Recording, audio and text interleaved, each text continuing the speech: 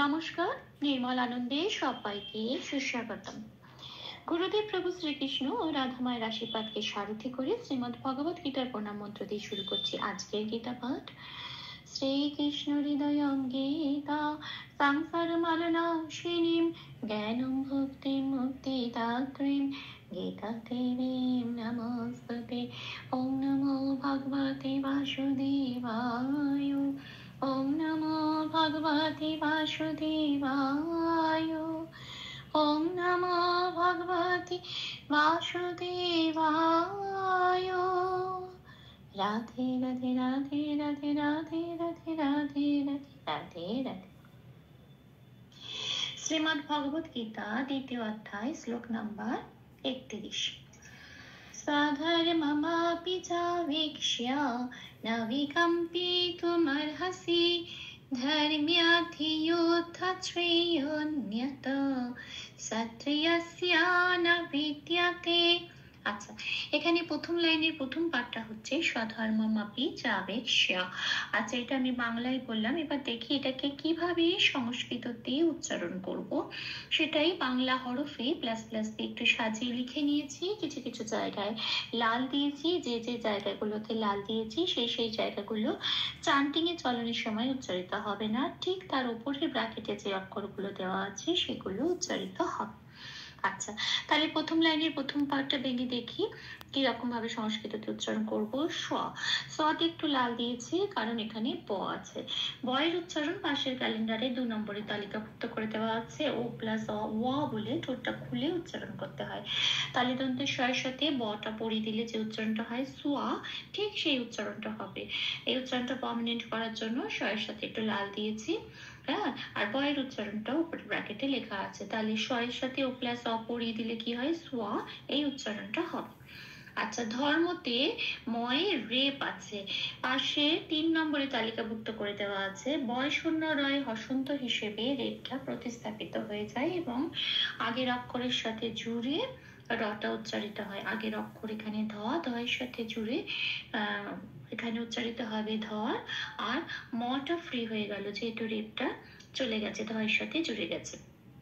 মটা পূর্ণভাবে উচ্চারিত হবে যেহেতু কোথাও কোনো হসন্ত নেই। ধর্ম, তারপরে আবার একটি ম আছে, সেটাও পূর্ণরূপে উচ্চারিত হবে, কোনো হসন্ত নেই। ম পিটা যেমন আছে তেমন, তাহলে শব্দটা পেলাম স্বধর্মা মাপি। আচ্ছা, তারপরে শব্দ আছে চাবেক্ষ। চাবেক্ষের চাটা যেমন আছে তেমন, আমি একটু বেতে লাল দিয়েছি কারণ বয়ের উচ্চারণ 2 নম্বরে তালিকাভুক্ত করে দেওয়া আছে ও প্লাস অ। এবার এখানে বয় একার আছে, তাহলে কি বলবো, ওপরের ব্র্যাকেটে দেওয়া আছে ও প্লাস এ, তাহলে বয়ের সাথে কি পড়াবো, ও প্লাস এ, উইক।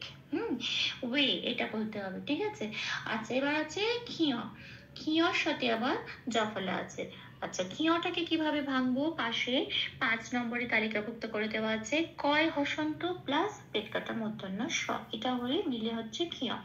এবার কয় হসন্তটা আগে আছে, কাজেই কয় হসন্তটাকে বের করে আনলাম। যখনই কয় হসন্ত লেগে গেল সেটা আর আগের মতো পূর্ণরূপে উচ্চারিত হতে পারবে না, মানে ক রূপে উচ্চারিত হতে পারবে না, এটাকে আগের অক্ষরের সাথে জুড়ে উচ্চারিত হতে হবে।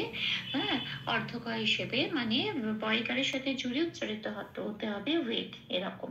বে তো বলতে পারবো না, বলতে হবে ওয়েক, ও এ আর কয় হসন্ত, ওয়েক, এটা।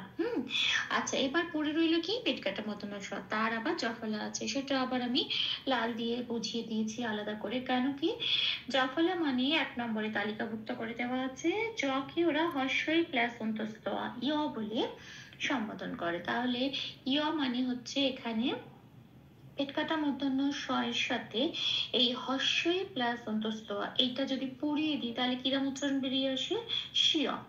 তাহলে এখানেও ঠিক উচ্চারণটা ওরকম হবে, শিয়া।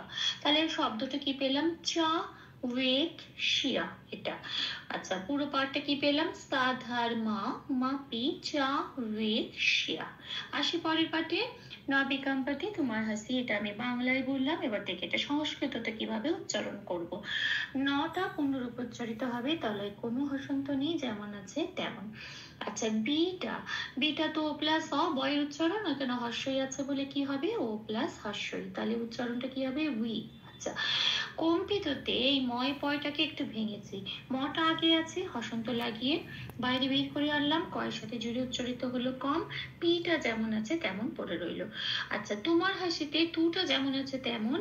আচ্ছা, হয় হসন্ত হয় রেপ আছে, হয় রেপ থাকাকালীন 3 নম্বরে তালিকাভুক্ত করে দেওয়া আছে, বয়শূন্য রয় হসন্ত হিসেবে রেপটা প্রতিস্থাপিত হয়ে যায়। এবার বয়শূন্য রয় হসন্তটা কার সাথে লাগবে, তা এটা আগের অক্ষর ময়ের সাথে লাগবে, ময়ের সাথে লেগে হয়ে গেল ম, আর হটা ফ্রি হয়ে গেল। হটা যেমন আছে তেমন পূর্ণরূপে উচ্চারিত হবে হ, আর সিটা যেমন আছে তেমন। এখানে কিন্তু সংস্কৃততে দন্তেশ্বরের উচ্চারণ আমরা সারেগামা পায়ে যে সা বলে বলি, ঠিক ওই উচ্চারণটা হবে সি। হ্যাঁ, তাহলে এখানে পুরো পার্টটা কি পেলাম না, উই কাম পি তোমার হাসি, এটা। আসি পরের লাইনে, ধায়ের মধ্যে নাথ, এইটুকুনি আমি বললাম বাংলায়, এবার দেখি এটাকে কিভাবে সংস্কৃততে উচ্চারণ করব। আচ্ছা, ধায়ের মধ্যেটাকে প্রত্যেকটাকে একটু ভাঙছি, রেপ আছে, কাজেই আগের মতোই বয়শূন্য রয় হসন্ত হিসেবে আগের অক্ষরের সাথে যুক্ত হয়ে গেল, ধর হলো, মটা ফ্রি হয়ে গেল। তারপরে রইলো কি ময় জাফলা আকার, ময় জাফলা আকারে আমি লাল দিয়েছি জাফলার জন্য। জফলা আছে বলে উচ্চারণটা কিরম হবে, হস্যই প্লাস অন্তস্থ, যেহেতু এখানে আকার আছে, জফলা আকার আছে, উচ্চারণটা উপরের ব্র্যাকেটে লিখে দিয়েছি, হস্যই প্লাস অন্তস্থয় আকার হবে। তাহলে এখন ময়ের সাথে হস্যই প্লাস অন্তস্থয় আকারটা পড়িয়ে দিলে যে উচ্চারণটা বেরিয়ে আসে মিয়া, এখানেও ঠিক সেই উচ্চারণটা হবে।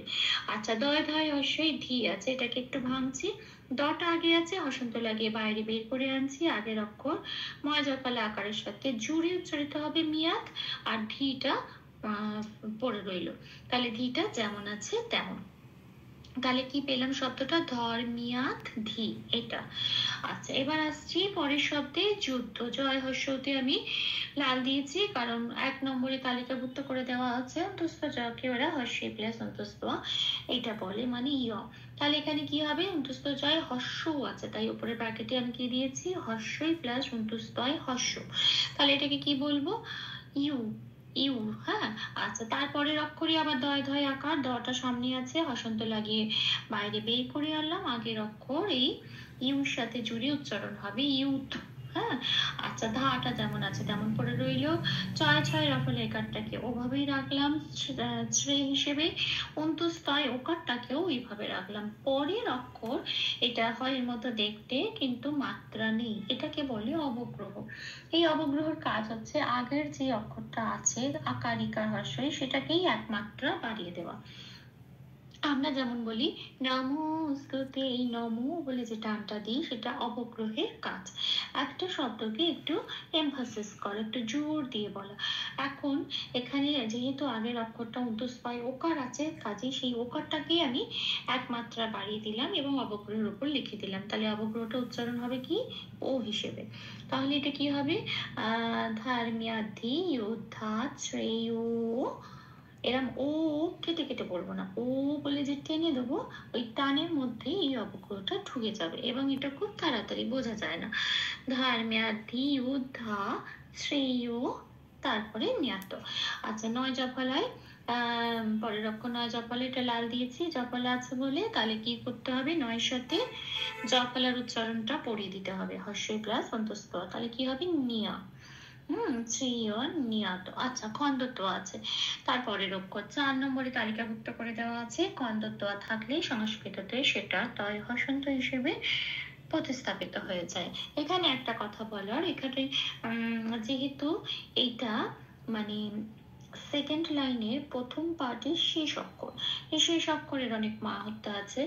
এখানে মাঝখানের অক্ষর হলে আমি তয় হসন্ত অর্ধত হিসেবে বলে দিতাম, আর যেহেতু এটা খন্দত্বয়া, কাজে এটা পূর্ণতা হিসেবে বলতে পারবো না, কাজে এটা নিয়াত বলতে পারবো না, নিয়াতও বলতে পারবো না। তাহলে কি বলতে হবে, একটু চান্টিং এর মানে ছন্দটাকে মিলিয়ে আর একটু শ্রুতিমধুর করার জন্য রিদমের সাথে তাল রেখে এটাকে একটু অর্ধত ত বলে ছেড়ে দিতে হবে, একটুখানি ট উচ্চারণ করেই ছেড়ে দিতে হবে, মানে নিয়াত এরকম।